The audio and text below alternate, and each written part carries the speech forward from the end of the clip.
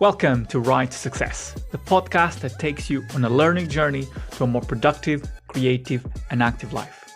Today, on the Ride to Success podcast, I enjoy chatting with Caz Conneller. Caz is not only the founder of Cyclechic, a trailblazer in merging fashion with cycling in the UK, but also the creative mind behind the empowering She's Electric campaign.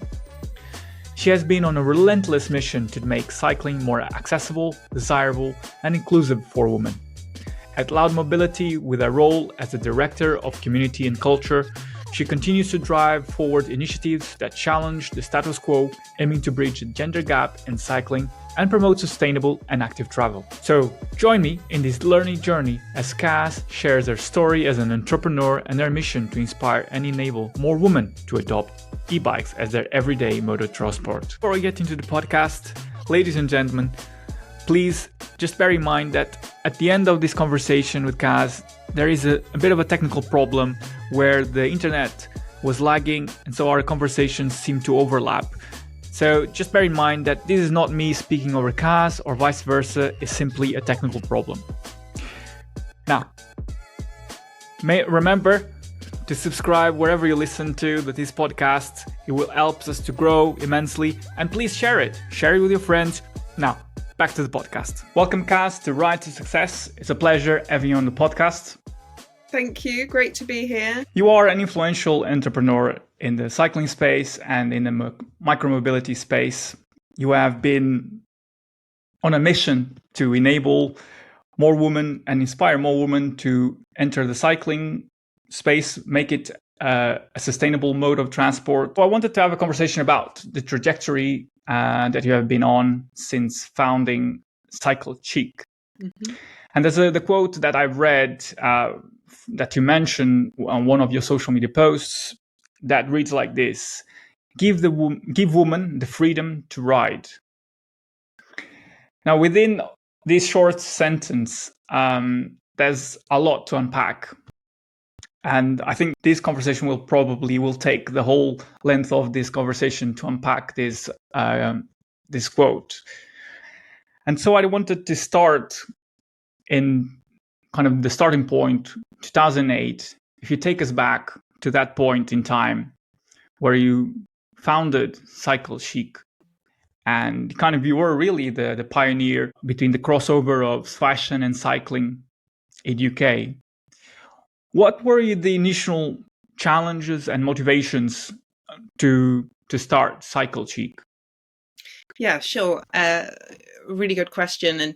And there was a combination for me of I wanted to start cycling. This was before I even kind of got over my barriers to start cycling. I had a real desire to cycle in London, to try and cycle to work, to be more active, to be more eco. You know, I just love the idea of it. But I found that there were so many barriers that were holding me back. You know, I like coming at me like sledgehammers. Like there were so many things that made it difficult. The roads, right? The busy roads in London, not having any understanding of how I cycle on the roads. You know, I had never done bikeability at school. I didn't drive, so I didn't really know how the roads worked, only from a sort of pedestrian point of view. So the thought of actually being on a bike on road completely petrified me. I also found that when I looked around for advice, a lot of the images of women just did not appeal to me. It was all really kind of like dry and sort of lycra and, oh, you need to do this and you need to spend £500 on a bike and yeah, nothing about what was out there in terms of advice helped me. So I felt quite frustrated. Anyway, I managed to get over all of these barriers. I got a second-hand vintage bike. I just kind of got on the roads and had a go and absolutely loved it. And actually, from that point, which I think is really critical, I had a cycling lesson subsidised by Hammersmith and Fulham Council, and that just totally enabled me. And so from that point, I just fell in love with cycling, and I found it was quite kind of ladylike, stylish. You know, I felt quite elegant cycling along, and I felt I could see that this side of cycling had not been represented to women, most definitely not in the last 10, 20 years. And this is going back because this was 16 even longer, maybe 18 years ago. But actually, way back in history, there's a really strong connection between women's freedom and bicycles, right from women's emancipation. The bicycle has been like a really powerful tool to kind of work alongside women having more independence, more freedom. And actually, there was very much a trend of women looking glamorous on bikes, but it had got very much lost in the 70s and 80s and 90s, and it was all on a bit mountain bike and, the image of the middle-aged man in a lycra. And I feel like this was the problem for so many women. They were coming up against this, as I was. They were thinking, I'd quite like to cycle, but firstly, I'm terrified of cycling on the road amongst buses and trucks. Secondly, I don't see anyone like me cycling. I see men head down, go really fast in lycra. And it was these two things, kind of safety and the image, that I felt if we can overcome some of these barriers, help women feel safer, and also show them that they can look awesome and they can look great and they can look like themselves. It was an opportunity that I saw to really reach a whole new demographic with cycling. So that was really my starting point for Cyclechic. It was a combination of frustration but inspiration. Yeah, I mean that's quite the motivation for coming from a personal point of view. But you mentioned that you had a lesson from that was, I believe, provided for free from the council to kind of master the skills of riding a bike within urban space. But you also mentioned something about a point where you overcome the communication side of how cycling was portrayed in the media, how cycling was advertised at the time. Like, how did you make that shift? Because you mentioned that there was a point that you overcome that because you didn't felt represented within that communications, the media, brands. What was that shift? How did it happen? If you can just give us a bit more insight into that. So, in relation to then what I then did in setting up Cyclechic to try and change that image, do you mean? Yeah. Yes. So, I mean, actually, interestingly, the one thing that really tipped me over the edge and made me go and find that secondhand bike and just have a go was that I saw a woman looking amazing on her bike in Battersea Park, and I was like, wow, she looks great. I want to look like that. So this has always been my starting point with Cyclechic, and it rolls on very much into all the work that we now do at Loud and the She's Electric campaign. Role models, role models are so key. And most women, not all women, but I'm saying women are encouraged and inspired by seeing other women around them. So really the start with Cyclechic was to try and sort of capture that and harness that. And I just kind of romantically fell in love with the idea of, I could see the synergy of fashion and style and bicycles. Like bicycles, yeah, for sure. Anyone who's kind of in the bike world, like, they're quite beautiful things, really, and they glide you along, in a way that is just more elegant and graceful than walking along the street. So really, I wanted to create images that showed this and showed women looking great on bikes in London. And that was very much my starting point, was a photo shoot of just just one model who volunteered to do it for me, and a photographer, and just getting out there and getting photos, bright colours, awesome outfits, energy.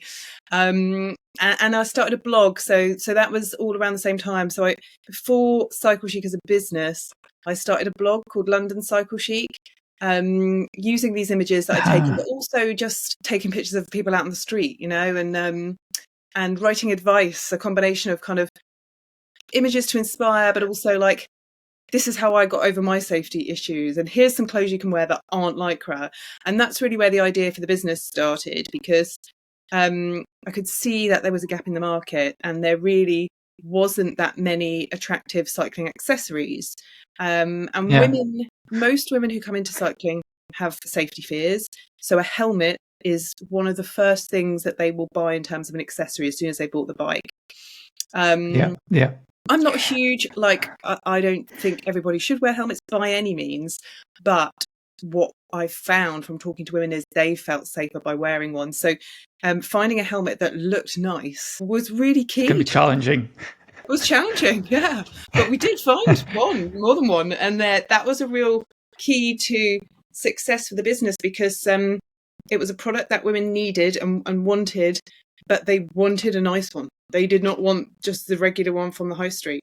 So that's really what got us off the ground, was having that product, which it kind of encompassed or helped, had huge value to the audience that we were reaching out to.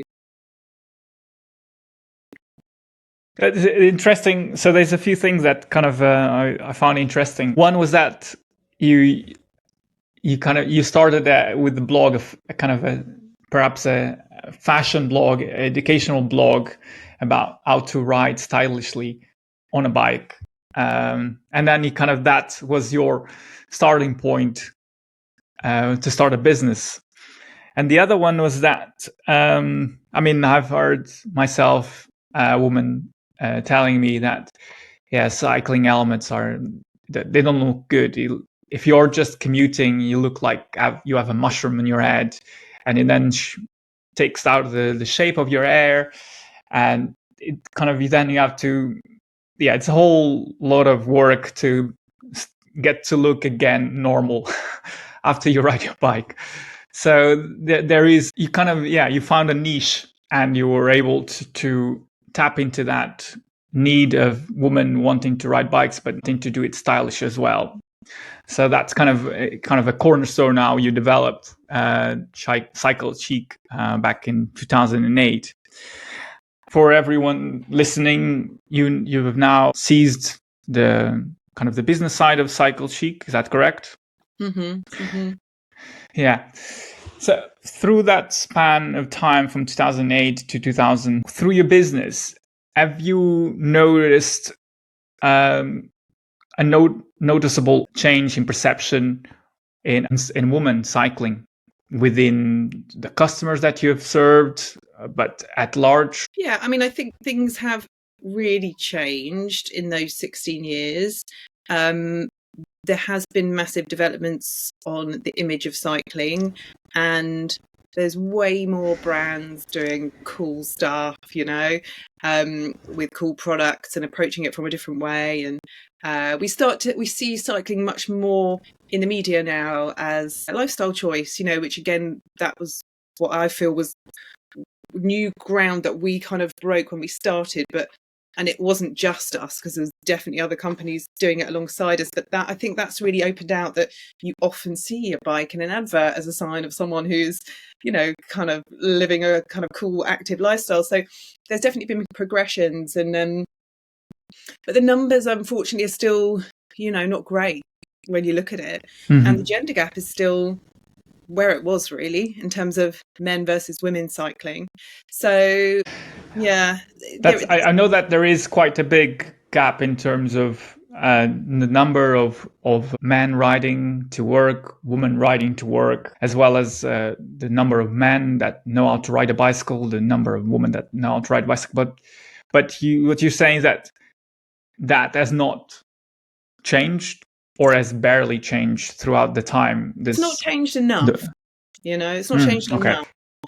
I think there has been massive progression. Actually, we're connecting with some amazing women's groups at the moment who are doing fantastic work, reaching out to different demographics to have, women's guided rides, kind of buddying. Like there's some fantastic initiatives, so much energy going on.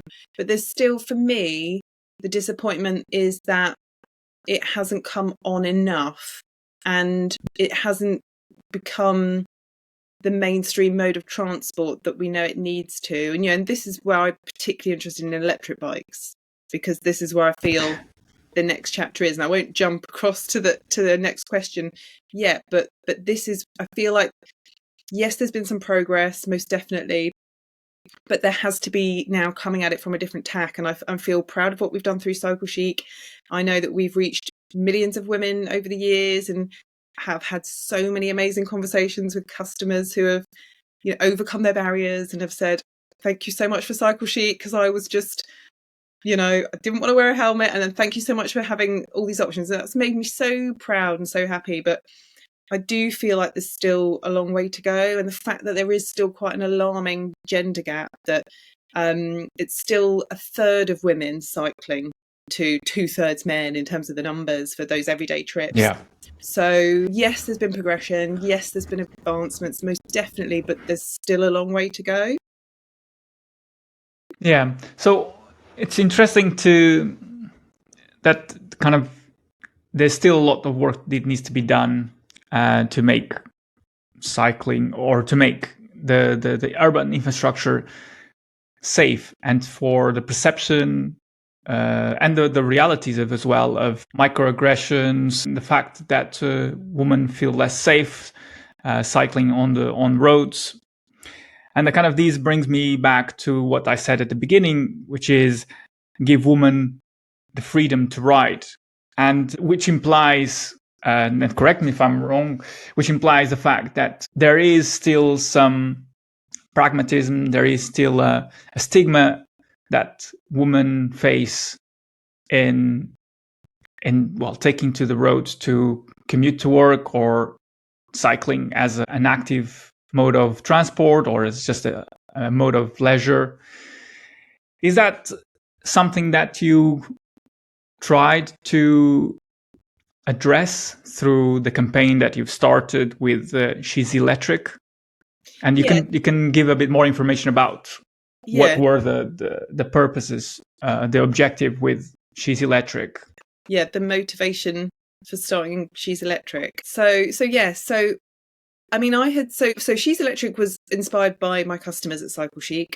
I had noticed that so many more of our customers were switching to electric bikes, or just starting out with electric bikes, and they would often have a story to tell me about why the electric bike was so enabling for them, how it helped them over mobility issues, how it helped them use it for their vehicle for their job, visiting patients, carrying equipment, how it helped them carry their children, how it helped them overcome safety, confidence issues. Like, there's just so many amazing stories of how e-bikes were enabling women. So like, this really interested me, and it's funny because for a long time the e-bike was kind of this bit of a joke, it's cheating and all of this, and it just feels like it's just come into its time now. So this really inspired the idea for, like, how do we use all these stories, get all these role models out there to inspire more women to try an e-bike and see the benefits and feel safer and feel more confident. So we started it as a campaign within Cyclechic, and it was just celebrating our customers, reviewing e-bikes, and then we did a couple of events locally where I live in Kent, where we worked with a few partners, Turn and Benno, who have those great cargo bikes, kind of long tail cargo bikes. And we just invited women to come along and have a try, and we created a really welcoming, safe environment. We did it in the local recreation ground, and at a really nice farm shop with a cafe. We had plenty of space, and we had toys for kids, and we had tea and cake, and it worked really well. And women came, and women were interested from various different stages, I suppose, in that kind of engagement cycle, right from never having ridden an e-bike ever, but interested to have a go, right through to women who were completely ready to buy one and just didn't quite know which one to go for, and maybe hadn't had the best experience at their local bike shop or whatever it was. So I felt like there was a real recipe here for making this into a bigger campaign, and making it into a behaviour change campaign to really address this problem of why there is still this alarming gender gap. And so that was very much the beginnings of it, and we're working now on how we really grow it and bulk it out and reach more women and create more of these engagement opportunities, nationally in various different contexts. So we've got partnerships with the Fully Charged show at the Everything Electric events, which have a huge audience, electric vehicles, but also they're promoting micromobility and electric home energy. So it's worked really well to kind of jump in with what they're doing and reach that whole demographic who are interested in these different sort of electrification technologies. It's, I was just going to ask, to adding to what you've been saying. I mean, through the campaign, She's Electric, have you identified ways of building a community around the role models, around the people that come to the activations of the She's Electric campaign? Have you identified strategies that bring women together and bring them into a space that they feel safe, they feel empowered to try and to then pass it on, to share with their friends, with their colleagues? Yeah. I mean, creating the community is really key to the whole campaign. And actually, we had our first role model photo shoot 2 weeks ago, and it was just incredible to bring these 10 women who all cycle or ride an e-bike in their everyday lives, are all passionate, but all from very different backgrounds.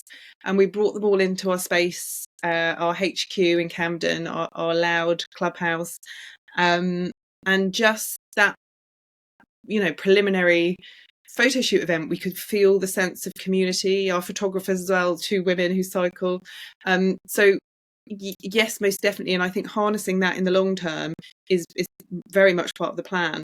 And connecting women with ways that they can join other women, whether that is getting cycle training or whether that is joining a group that they can confidence build with.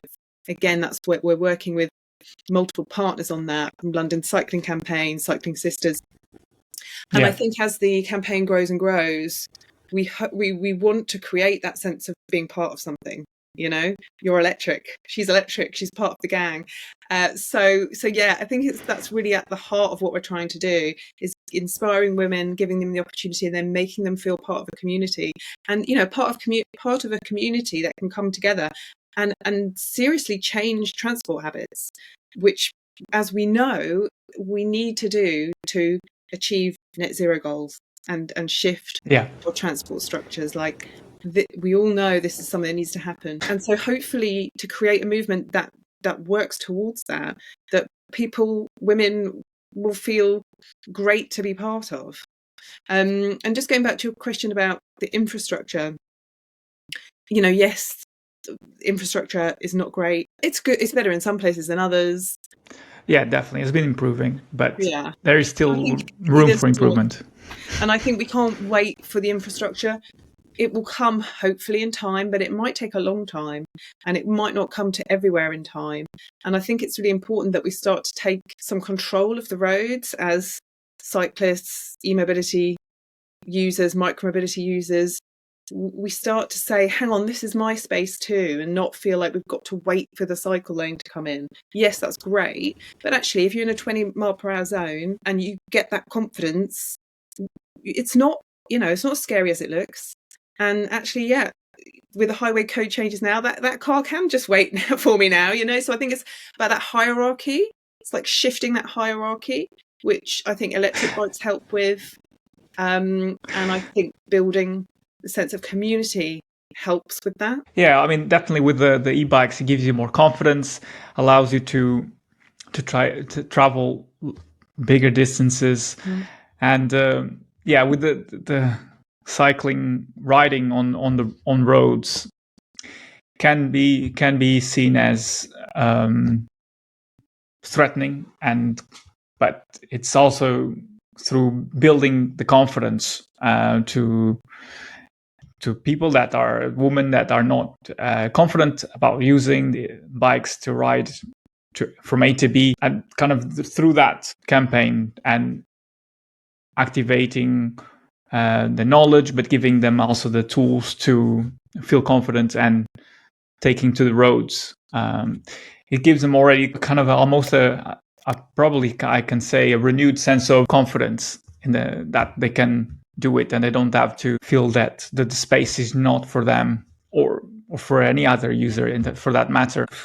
Through the campaign that you have been running, that you're now starting to run in a more kind of national scale with She's Electric, how do you see the campaign, the community that you're growing, changing? Kind of what the ultimate objectives for this campaign? Yeah, I mean, we want so as the whole kind of e-bike world and e-mobility, micromobility world is building and gathering momentum, we want to see that there's gender parity in that. Yeah. And it doesn't just grow with being a slightly male orientated mode of transport, that's what we're currently seeing across micromobility and cycling, obviously. So we want to see it grow and flourish to be 50-50. Yeah, or maybe more women than men. No. But yeah, that's why not? Why not? Why not? Exactly. That's the goal, and so yeah, I envisage. I met a woman on a train recently, who I told her what I did, and I said, I'm going up to London to give a talk about. She's electric, and just explain a little bit about what I did. And she just said to me, I would never cycle. I could never cycle. She said, I go everywhere in my car, apart from this one instance she was going on the train because there was no parking where she was going. She says, I go everywhere in my car. I love my car. I feel safe in my car. And I was like, it's really interesting. She was super nice and super honest. Like, her car for her gives her safety, security, independence. So my vision, my goal, where I want to see that is for women like that to feel like an electric bike, an electric car bike can give her the same things that her car gives her, and perhaps she gets this is like, let's vision forward into 2040. And there's decent subsidies available for people to switch from car to bikes. There's more access to adult cycle training. There's more She's Electric events going on all over the country that women can just come along to for free and tap into and try loads of different e-bikes that bring them joy and make them feel safe and good. There's definitely. innovation that enables you to carry your kids in a cargo bike that's covered, so that your kids don't get rained on. And it's these kind of things that I find really interesting about the future. I'm not saying that every woman is going to feel comfortable on a kind of standard hybrid model e-bike. We've got to find the innovation in these vehicles that makes women feel comfortable and safe, and then this mode becomes mainstream, and it becomes easier than a car, and it becomes safer and more comfortable. And I think it's really important that we have to address these issues. We have to address this woman on the train's issues, to ensure that the innovation in this area is there, and that addresses women's needs. And then, the vision is that we look out on the street and we're seeing more e-cargo bikes, e-bikes than cars, and that they're overrunning cars. And so then in certain environments, obviously, there's the motorway, long distance, perhaps an e-bike's not going to work. Perhaps not. In our urban towns and cities, that it becomes exactly. safer. Building on from what you said, and looking forward, what trends do you anticipate in the cycling industry, in the micromobility space, that will be able to inspire and empower more women to take to electric bikes and feel safer on the roads? Is there, from your work at Loud Mobility, have you seen or identified trends or innovations that might make it more possible that? Yeah, I mean, again, this is very much at the heart of the campaign, or a strong element of the campaign is talking to women at the events and understanding what type of e-bike or what is their requirement for an e-bike that makes them feel safer, more secure, or whatever, whatever their priority is. And we already gleaned some really great insights from these pilot events that we did. To do with really low step throughs that are really easy to get on and off. And like I was saying before, I think the consideration of being undercover and carrying children, I know myself with my daughter, if the weather is awful, it is difficult to take her on the back of a kind of long tail cargo e-bike. They're fantastic and they are so enabling on so many levels, but actually on a hideous, rainy, windy, snowy, cold day, there's still a barrier there for both yourself, but definitely for keeping children warm. Yeah, for sure. Yeah. So I think when it comes to actually transporting, having an e-bike as a family vehicle, advancements in that, and whether that's the front-loading e-cargo bike, which are very commonplace in the Netherlands and are more and more commonplace over here, but actually sometimes they can be quite difficult to maneuver when you're off the bike and park and get up curves, you know. And so again, it's like finding ways to overcome the barriers, but make it an easy vehicle to maneuver on the bike, off the bike. Again, that making it easy, you know, making it the easiest vehicle to do the school run in. You know, it's not just about mothers carrying children around. It's women, much older women. We have a high demographic of women, 50 plus, 60s, who came to our events and have engaged with the campaign. And that often their requirement is the lightest e-bike they can possibly have. They do not want a heavy vehicle to lug around. They might want to take it in their car sometimes if they're using it for more leisure trips or combining, you know, a drive or a visit with e-biking. And so often that's a big question is, what's the lightest one? Can I get a really light one, please? Make it really light, you know, light folding, low step through. So we're learning a lot about what direction the innovation should go in to support women. And we That's will important. we'll be recording this throughout the campaign, throughout these engagements, through surveys. But yeah, I mean, I really enjoy riding the e-bikes that you know, feel like little vans, the ones that you used for logistics, the Eve bikes, the Zedify bikes. They're really nice to ride, and you can reverse. You know, like so. If you get stuck in a weird position, you don't have to get off and like twist it round. Which some e-cargo bikes can be really difficult. That you can reverse, you can do a 3-point turn, you can park it in a way. You indicate and pull out in a way that's more parallel to a car. And this is the interesting area for me. If so many people are comfortable in cars, which we have to admit, that is the truth, then what we have to do is look at those values and find a way that we can bring them into a more sustainable vehicle. You know, and I know there's a big uproar with the legislation consultation recently of increasing the power and having a throttle.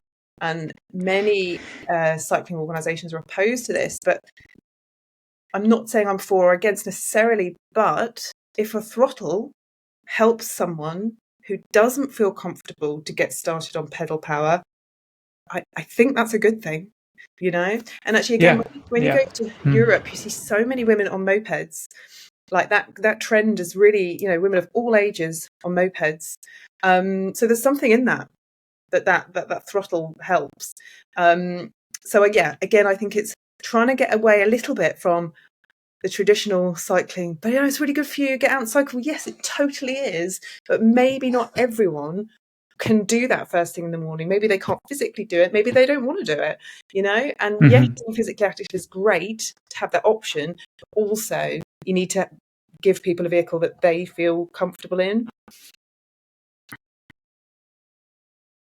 Yeah, that's so important. It's as you've been saying throughout the conversation, is through listening to the woman, that what their needs, and understand how the kind of the product, the innovations can better suit kind of the entry point, so that someone that is doesn't have an interest in having a push pedal bike, it provides an alternative to the car, where you, in the example you said, that the woman felt safe in the car. And that's kind of perhaps the ultimate goal, is enable all people to, specifically in this case, women, to feel safe riding e-bikes on the roads. Kind of looking at kind of the advice, because you have been through this experience through starting Cyclechic,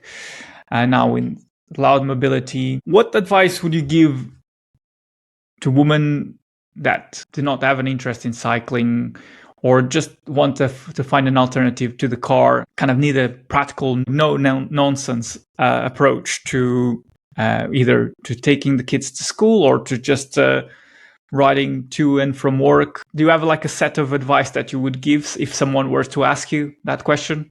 Yeah, sure. I mean, I think, this is why we want women to come to our events, because actually that chance to try is really key and see for themselves how it feels. Don't be afraid by what you've seen or what you think, or, because actually the reality could be really different. And just to say, an e-bike can be a vehicle for your life. It doesn't have to be something that is scary or is too fast or is gadgety, like not at all. It can be something that makes you feel really good because you're out in the fresh air. You don't have to hunt and pay for a parking space. And the innovation in the models now that you can carry all your work stuff and most importantly, you're not going to get hot and sweaty in a way that you can do on a regular bike. Of course. That's a real key thing, as we haven't even really talked about, but the key thing is that obviously having that e-assist, massive hill, it doesn't matter, Firstly, you can get up it and it's easy. And secondly, you don't have to break a sweat unless you want to, then you can turn the e-assist off or down. But it's much more of a mode of transport with the motor, with the electric assist, that can feel great and it's fun, And this is something we really shout about Loud Mobility. Yes, it's about overcoming safety fears and, making women feel safe and comfortable and secure, but it's also about women having the freedom to have fun too and to enjoy themselves. And some people might be looking at them just to get out, get out and feel great and see things around you. I mean, something I've always loved about cycling is how in tune you are with what's going on around you and how that's for sure. As I'm sure you know, and people who cycle, you get it. You have those communication touch points throughout the day of other people cycling or someone walking, and you have that eye contact in a way that you don't always have in the car. You can to a certain extent, but it's a more enriched experience from that point of view, and seeing the seasons change. Like it's a bit drizzly today, but this time of the year is so gorgeous as we just start to come into spring and the weather gets better and all the spring flowers and you feel that warmth for the first time on your face. Spring's in the air, and feeling that on the bike is a pleasure, and I think something that more people should have the freedom to experience day to day. I mean, with the e-bike, it just it makes it so much easier to travel, to just be at one, enjoying, discovering new places, just taking you on a short journey to wherever it is. But that does give you that, a bike in general, but gives you that freedom. But the e-bike makes it more fun, makes it more easy to do it as well. So that's kind of okay. So it kind of, you gave a call to action for people listening, for women listening, to come to your events and experience it, try it, and find for themselves how easy, how fun can it be to do it within a safe and trusting community of like-minded people.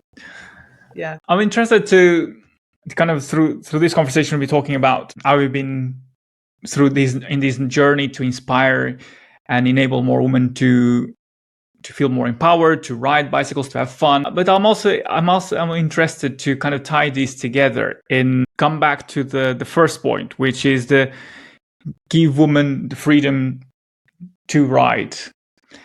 And does this align with your vision of success? So in the terms of, is this what success looks like to you? Yeah, absolutely. I mean, last weekend I was at the London Cycling Campaign's Women's Freedom Ride, which was amazing and such an incredible turnout. I mean, I would say there was at least 1,000 women there. It was just great. All riding together for that very purpose of the freedom. And freedom is about so many different things that we've talked about today, but it's about choice and Exactly. being able to go anywhere you want to go on a bike and it being okay. And again, if you take the example of the Netherlands, that is just the way they get around. And it's not going to be the same over here because we're developing everything at a different time, at a different rate. But there's massive opportunity for us to do something now with micromobility and all the innovation that comes around there. There's a fantastic chance for us to do something really great, which totally enables women to have that freedom to how they get around. And we don't say cycling is just for a certain type of person. We say it's for anyone, and we give that's very important. Give that access. So definitely freedom for women is a huge part of our goal, and a huge part of the work that I've done for the last 16 years. Freedom, empowerment, accessibility, and just bringing cycling and e-biking into the mainstream is a major goal. We talked about a little bit about success, what success looks like for She's Electric campaign, but also for the work at large that you have been doing. What has been for you the most rewarding experience? If you can pick perhaps one story or one point in this journey. What's the most rewarding experience? Yes, that was the main point of the question. So it's these interactions with customers or women that we've managed to reach and speak to over the years. And so, for instance, at the Women's Freedom Ride, I spotted a lady in a Cyclechic helmet and gloves, and she was on a Turn electric bike, which is one of the bikes we've been promoting and working with. So I kind of made a beeline for her, and I was like, "Oh, snap! Same helmet, same bike." I didn't have the gloves on, and she was like, "Yeah, I bought all of this from Cyclechic." I mean, I knew that she had, but it was just nice. And she said to me, "The reason I'm here is because I read about She's Electric on your website. I read the review on the Turn bike. I went and bought one. I now take my son to school on it, and I take him to his language classes, which are really difficult for me to get him to. I was super scared when I started out, and I joined a group and I had a lesson. And it's that kind of real success metric of, I mean, that sounds a bit, but it's the emotional side of that, of the what we've done has worked. And so it's any of those conversations, whether it's customer ringing up and telling me their story, or engaging with women at the events where they're like, this has totally opened up a new thing for me. Seeing that real life change and impact is like, that's just gold dust for me. That's just the thing that just I can imagine. Exactly. You're coming to see the results in the flesh, kind of people coming to you and telling you firsthand about it, how great they feel, how empowered, it means what how we're doing it changed their lives. There's a reason. So it's validating. Yeah, sure. Of course, it is, of course. So, I mean, I think there's a lot. The work that you've been doing is great because it allows women that don't feel safe to come to your events and completely have the possibility of changing their lives through just the realization that there is an opportunity to use e-bikes, to travel, to explore, to have fun. So there's a new world that kind of you are opening up for women that are not perhaps aware of it. So I kind of wanted to bring the conversation of Ride to Success to kind of the point of the podcast where you are left with a question from a previous guest. And I kind of started this tradition where every guest leaves a question, not knowing who the person, who is the person that's going to answer it. So from a point of view from the sustainable practices, what is your opinion on the kind of the balance of brands promoting a sustainable mode of transport that is environmentally friendly, but at the same time, the manufacturing process of it and the conflict that might be arises from that. Yeah, no, but it's difficult because, from working in the retail side of things, the margin on products is not great. The margin on bikes is not great, on accessories. And the market is tough at the moment, really tough. And we've seen some big, some small, a lot of cycling businesses. Yes, unfortunately, yes. This year. So it's really difficult to straddle that because essentially, when you're sourcing and buying in products, you need something that is going to work for your business financially. But I would say that there are some great companies who are striving in that space to, a few of the big bike brands have become B Corps recently. We're working with Swapfit as a partner in their B Corp, Brompton. And, they're bigger companies and sometimes there's more of a framework or more people working to try and reach those goals. And sometimes with smaller brands and companies, it's harder. But I also do think that there is a real energy around the industry being more sustainable and trying where possible to work with partners who are putting that effort in for that supply chain, for that product, for that manufacturing to be more sustainable. And there's loads of things as a small business that you can do in terms of packaging and waste that can make the whole business more sustainable. But it is a challenge, and I totally understand that it's not always easy. At Loud Mobility, we are incredibly passionate about that, and we have a certain level of conduct that we will stick to, whether that's where we source our products from, the brands that we work with, the pay that we will make sure we pay everyone and we pay them fairly. So we're setting standards that we're going to work by, and we'd like to try and find partners who are also setting those standards. Of course. So I think, it's very much about the research and just setting a code of conduct and standards for your business that you must stick to, and having that as your framework for when you make any decision moving forward about the business, to try and make the most sustainable decision that you can make.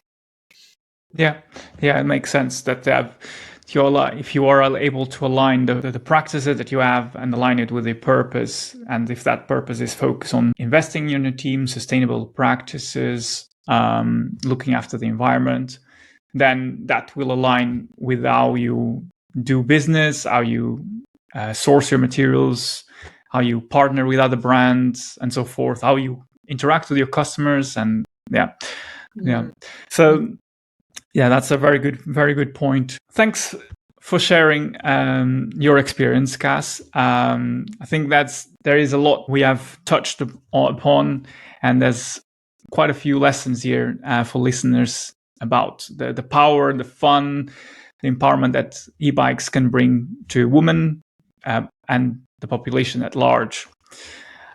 I kind of wanted to now put you on the spot and ask you, what question would you like to leave to my next guest?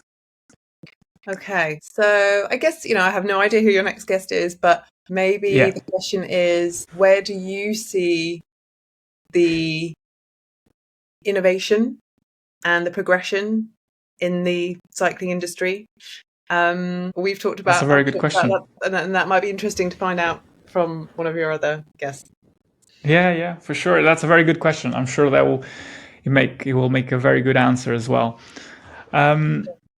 So with that, thank you for having this conversation. Thank you for taking the time, and I look forward to see more of your work with She's Electric, and the kind of the stories that will come from it, and the role models that you are sharing the stories as well. Yes. Thanks for coming on the podcast. Yeah, no problem. And if people want to keep up to date with what we're doing, they can go to Loud Mobility or she'selectric.org. We are just launching. We have a holding page, and that's where you'll be able to find information of our events, and look out for our role model campaign coming soon to our website and social media. What a wonderful conversation with Caz. She's really paving the way for a future where cycling is not just a sport or a necessity, but a choice that celebrates women, freedom, inclusivity, and style. If you want to meet the wonderful people at Loud Mobility and learn a bit more about She's Electric campaign, pay them a visit at Earthfest Festival in London from the 20th to the 21st of April. Now, before you go, please remember to subscribe to wherever you listen. It helps us grow the podcast. Make sure you tune in to next week's podcast, where you will find out my next guest and their answer to Caz's question. Until then, thanks for listening.